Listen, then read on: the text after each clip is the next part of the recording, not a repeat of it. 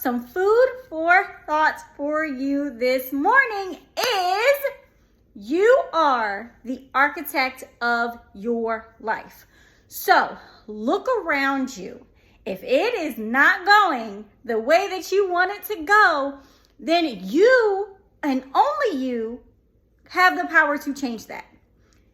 Right now, your life is an accumulation of all the choices that you have made. So right now, if you're not liking it, you have to decide, are you going to do a rehab or are you going to completely demolish everything and start over?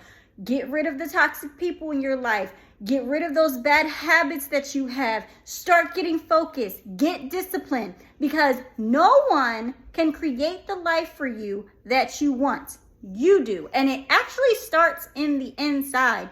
You have to start working on yourself inside so that you can start getting the results that you want on the outside, because everything starts here. It's your mindset. Your mind is going to drive your actions, and your actions are going to be what gets you to the results that you want. And if here is not right, then nothing else is going to be right. So with that being said, go hit your goals today.